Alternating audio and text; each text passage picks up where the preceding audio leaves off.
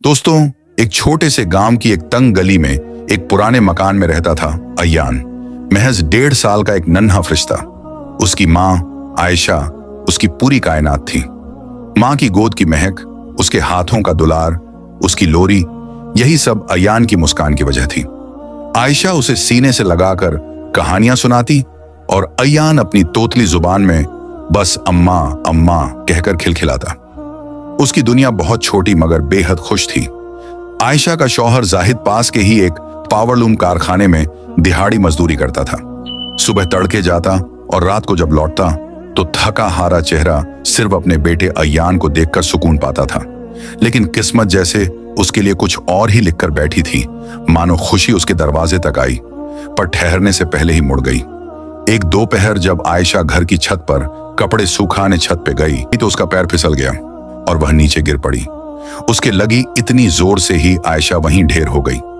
अयान, जो आंगन में बैठकर प्लास्टिक के रंगीन खिलौनों से खेल रहा था, मां को जमीन पर गिरते देख सहम गया।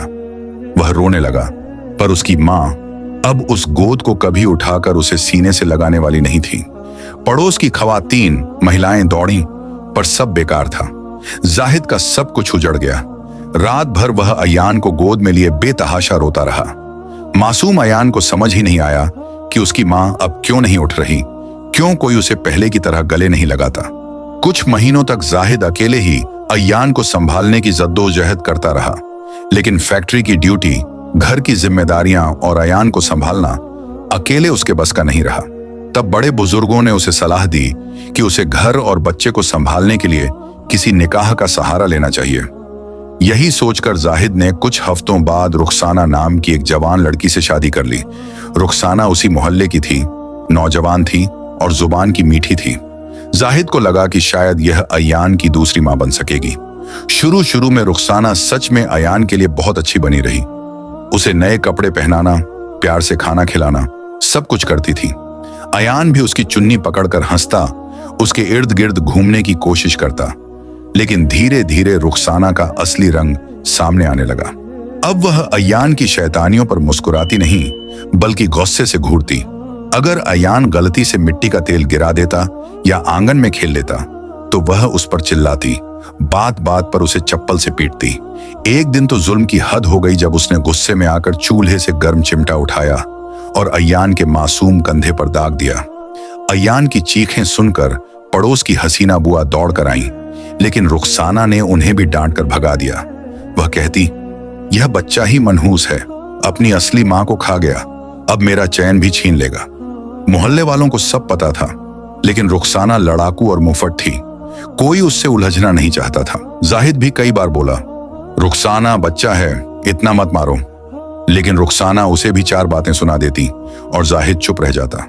सर्दियों की कड़कड़ाती रातों में जब सब लिहाफ रजाई में आराम से सोते, तब अयान को जगह नहीं मिलती। वह रुखसाना के पास जाकर चुपचाप लेटना चाहता, लेकिन वह उसे धक्का देकर भगा देती। कहती, जा कहीं और सो, मेरा बिस्तर गंदा न कर। अयान रोता, सिसकता और किसी कोने में जाकर लेट जाता, जहां ठंड से उसके दांत किटकिटाहट करते रहते। अयान अब सिर्फ डर और सन्नाटे में जीने लगा था। अयान अब 5 साल का हो चुका था। उसकी आंखों में एक अजीब सा सूनापन था, एक डर जिसने उसकी मासूमियत को ढक लिया था। वह कस्बे की गलियों में अकेला भटकता रहता। बाकी बच्चों के साथ खेलता तो था, लेकिन उनकी तरह कभी खुलकर हंस नहीं पाता। इसी बीच 1 साल बाद जाहिद के छोटे भाई इरफान की शादी तय हुई। लड़की का नाम था शगुफ्ता, एक पढ़ी लिखी, प्यारी और गहरी समझ रखने वाली लड़की जो पास के ही शहर नवाबगंज से थी। शादी के कुछ दिन पहले शगुफ्ता इस घर की नई दुल्हन बनकर आई। घर में रौनक थी, हर तरफ चहल पहल, रिश्तेदारों की आवाजें, बच्चों की दौड़ भाग, नए पकवानों की खुशबू। और इन सब के बीच एक कोना था जहां अयान चुपचाप सहमा बैठा था। बच्चे शगुफ्ता के कमरे में घुस जाते। शगुफ्ता हंसती खिलाती, लेकिन अयान वह सबसे पीछे खड़ा रहता। दूर से देखता पर पास नहीं आता। वह न कोई मिठाई मांगता, न कोई सवाल करता, बस सुनी आंखों से देखता रहता। शगुफ्ता ने उसे देखा। अरे, ये कौन बच्चा है जो सबसे अलग खड़ा है? उसने पूछा। तभी इरफान की भाभी जीनत बोली, ये जाहिद भाई का बेटा है, अयान। इसकी असली मां नहीं रही, और इसकी सौतेली माँ इसे बहुत मारती है। बेचारा बिन माँ का बच्चा है। शगुफ्ता का दिल भर आया। वह फौरन उठी और अयान के पास गई। आ बेटा, तू क्यों दूर खड़ा है? इधर आ, मुझसे डर मत। अयान कुछ नहीं बोला, बस धीरे धीरे शगुफ्ता के पास आया। उसकी आंखों में झिझक थी, जैसे पूछ रहा हो, क्या तुम भी मारोगी? लेकिन शगुफ्ता ने उसे गोद में उठाया, उसके बालों को सहलाया, उसके फटे कपड़ों को ठीक किया और उसका नाम पूछा। अयान, उसने धीरे से कहा। शगुफ्ता ने उसे गले से लगा लिया। अयान, आज से तू मेरा बेटा है। चल, मीठी सेवियां खा और फिर मैं तुझे कहानी सुनाऊंगी। उस दिन पहली बार अयान को किसी औरत की गोद में सुकून मिला, सच्चे मायनों में मां की गोद जैसा। शगुफ्ता उसे प्यार से बुलाती, रोज साफ सुथरा करती और अपने बगल में सुलाती। उसने अपनी हर चीज अयान से बांटी, प्यार, खाना, वक़्त और वह ममता जो शायद उसके भीतर जन्म लेने का इंतजार कर रही थी। धीरे धीरे अयान खुलने लगा। वह शगुफ्ता के कमरे में आकर बैठता, उसके हाथ से खाना खाता और कई बार उसे मम्मा कहकर पुकारता। शगुफ्ता ने जब पहली बार सुना, मम्मा मैं आज तेरे पास ही सोऊंगा, तो उसकी आंखें भर आईं। उसने अयान को सीने से लगाया और कहा, तू जहां भी सोए बेटा, वो जगह ममता से भर जाएगी। पर यह सब कुछ रुखसाना को हकीर, असहनीय लगने लगा। मेरे घर में यह नई बहू अब राज करेगी, अब यह मेरा बेटा भी छीन लेगी। उसने शगुफ्ता पर ताना कसना शुरू कर दिया, लेकिन शगुफ्ता चुप रही। वह जानती थी, अगर उसने एक बच्चे की जिंदगी बचा ली तो दुनिया की 1000 बातें भी कम पड़ जाएंगी। एक दिन जब जाहिद कारखाने गया हुआ था, शगुफ्ता को पता चला कि अयान 2 दिन से उससे मिलने नहीं आया। उसे कुछ अजीब लगा। उसे डर सताने लगा कि कहीं फिर कुछ बुरा तो नहीं हुआ। वह मन ही मन खुदा से दुआ करने लगी, या मालिक, बस अयान को सलामत रखना। तभी पड़ोस की एक औरत आकर बोली, बहू, तुम्हारा बेटा अयान, रुखसाना ने उसे बहुत मारा है। 2 दिन से खाना भी नहीं दिया, चुपचाप पड़ा है, बुखार में जल रहा है। शगुफ्ता का दिल कांप उठा। शगुफ्ता दौड़ती हुई उस पुराने कमरे की ओर गई जहां रुखसाना अक्सर अयान को बंद करके रखती थी। दरवाजा अंदर से बंद नहीं था, रुखसाना ने बाहर से सांकल लगा रखी थी, जैसे किसी कैदी को कैद किया जाता है। उसने सांकल खोली और दरवाजा धीरे से खोला। सामने के मंजर ने जैसे शगुफ्ता की सांसें रोक दी। अयान जमीन पर लेटा था, शरीर पर कपड़े गंदे और फटे हुए थे, माथा तप रहा था, होंठ सूखे थे और आंखें, वह बस एक छत को निहार रही थी, जैसे जिंदगी से सारी उम्मीदें खत्म हो गई हों। शगुफ्ता वहीं जमीन पर बैठ गई। उसने उसे गोद में उठाया और फूट फूट कर रोने लगी। हे खुदा, ये बच्चा तो तुझसे भी नहीं कहता होगा कि क्यों इतनी सजा दी है। उसी वक्त कस्बे की सबसे बुजुर्ग और समझदार महिला, जिसे सब दादी जान कहते थे, लाठी टेकती हुई वहां पहुंची। किसी औरत ने जाकर उन्हें खबर दी थी। उन्होंने अयान को देखा और कांपते स्वर में कहा, मैंने पहले ही कहा था, इस बच्चे को उस औरत के पास मत छोड़ो, अब देखो क्या कर डाला है। रुखसाना वहीं खड़ी थी और जैसे ही सबकी नजरें उस पर गईं, वह चिल्ला उठी, ये मेरा घर है, मैं जो चाहूंगी करूंगी, तुम लोग बीच में क्यों आते हो? लेकिन अब मोहल्ला चुप नहीं था। बुजुर्गों ने कहा, बस बहुत हुआ, अब इस बच्चे के साथ और नहीं। ठीक उसी वक्त जाहिद भी वापस आ गया। वह जैसे ही घर पहुंचा और शगुफ्ता से अयान की हालत के बारे में सुना तो सीधा कमरे में आया। अयान को देखा तो खुद को रोक नहीं पाया। गुस्से में कांपते हुए उसने रुखसाना से कहा, तू औरत नहीं, शैतान है, तूने मेरे बेटे को क्या बना दिया? वह अयान को उठाकर सीधे नजदीकी हॉस्पिटल ले गया।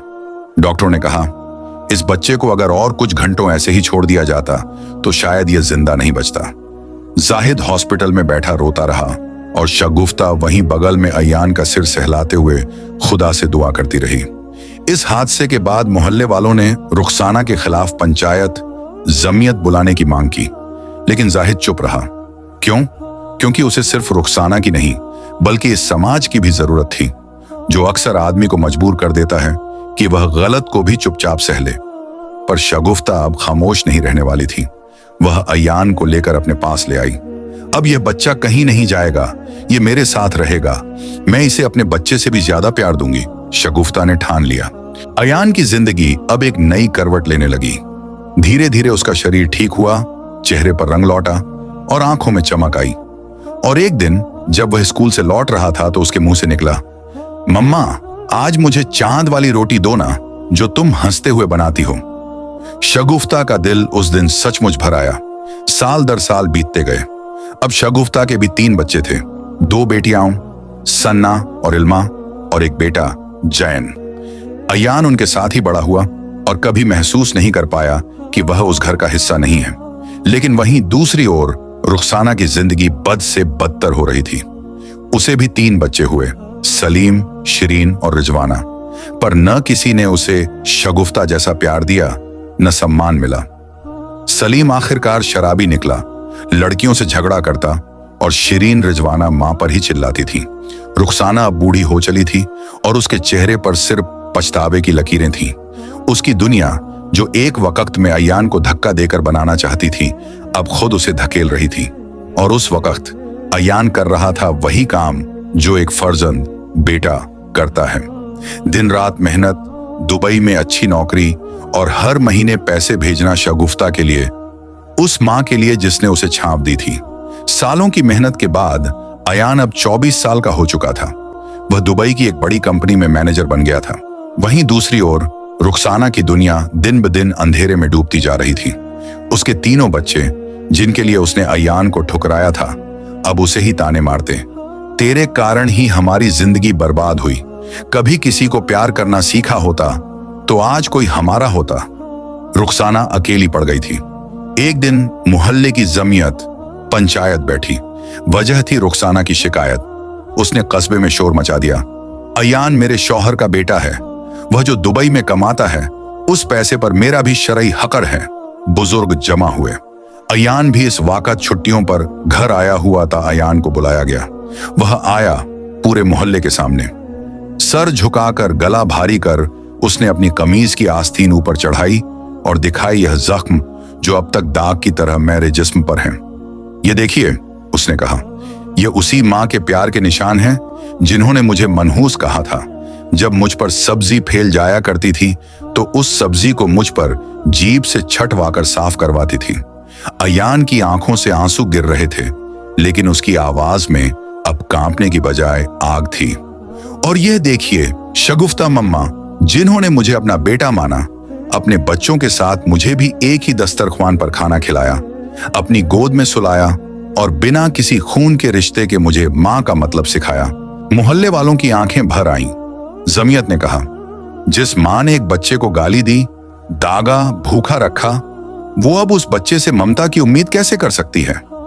बगल में बैठी दादी जान बोली, मैंने पहले ही कहा था, लेकिन अब देखो, खुदा ने खुद इस बच्चे के लिए आयशा भेजी, शगुफ्ता के रूप में। रुखसाना अब फूट फूट कर रोने लगी। मुझे माफ कर दो अयान, मैंने बहुत गलत किया। लेकिन अयान सिर्फ मुस्कुराया। माफ कर दूंगा, पर मां नहीं कह सकूंगा। और फिर उसने शगुफ्ता ला को गले लगा लिया और बोला, आपने मुझे इंसान बनाया मम्मा, अब मैं आपकी परछाई बनकर हमेशा आपके साथ रहूंगा। समय बीता और फिर एक दिन अयान की शादी हो गई, एक समझदार और सादगी भरी लड़की आलिया से। अयान अब भी दुबई में काम करता है। आलिया शगुफ्ता और बाकी बच्चों की देखभाल करती है। घर में खुशी की किलकारियां हैं, रोटियों की खुशबू है। और उधर रुखसाना अकेली, बूढ़ी, बीमार उसी घर में बैठी रहती है जहां कभी अयान को धक्का दिया था। अब वहां कोई नहीं है जो उसे पूछे।